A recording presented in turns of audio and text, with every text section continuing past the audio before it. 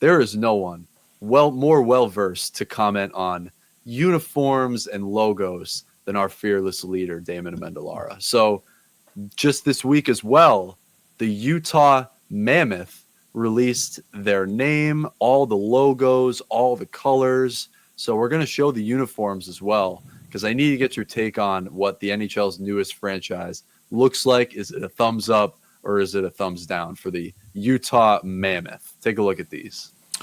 So there was a time during the mid-90s, early to mid-90s, where every expansion team in professional sports became some type of unique, colorful animal, and it became a little redundant. We had the Panthers turn into the Jaguars, turn into the Diamondbacks, turn into the Devil Rays, and it felt like it was redundant and a copycat type of thing. That's where expansion teams had to go. And remember, if you go back to the late 80s of the NBA, in the same stroke was both the Orlando Magic and the Miami Heat. So, you see some commonplace there, where then we had the Tampa Bay Lightning, we had weather events, right? So it became, I get bothered when expansion teams stop thinking for themselves. They start just copying others. And my lone gripe about the Mammoth is that it comes on the heels of the Seattle Kraken.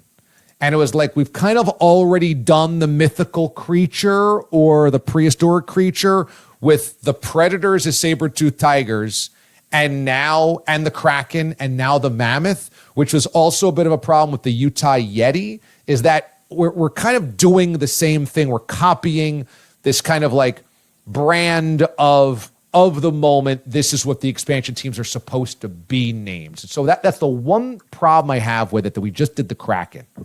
That being said, I have very little complaints about any of this. I think the logo's phenomenal.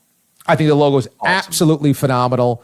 The fact that they have the mountain ridges, the snow-capped peaks as the peak of the skull of a mammoth is awesome. I think the tusk is awesome.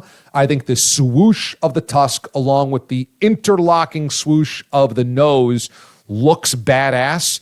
And I think the color palette really works. You're light blue, white, and black. It's simple. Nobody else in hockey has it. I think it's a phenomenal color palette. I don't like the road jersey UTAH. I think it's boring. I think they should just use that mammoth logo and crest on the white one. But it's kind of a small thing to bellyache over. I really like that logo. And did I like the Utah Yeti better? I did. Utah Yeti. It obviously rolls off the tongue. It's super original. It can only really work that well with Utah. At the same time, I don't think it's the worst thing in the world that they didn't go that way because of the trademark infringement with the cooler, because the Colorado Avalanche, again, weather event era of expansion teams, or in this case, relocation teams, they already have the Sasquatch foot as their secondary logo. So do we need a Sasquatch mascot and secondary logo in Colorado and the Yeti in Utah? Probably, again, redundant. So the Mammoth to me works. I don't love the secondary logo here where it's the state with the hockey stick. I don't love it. But again, primary logo, awesome. Colors, awesome. And I think Utah Mammoth sounds good. So despite it coming on the heels of the Kraken, I am in on the Mammoth, Aiden.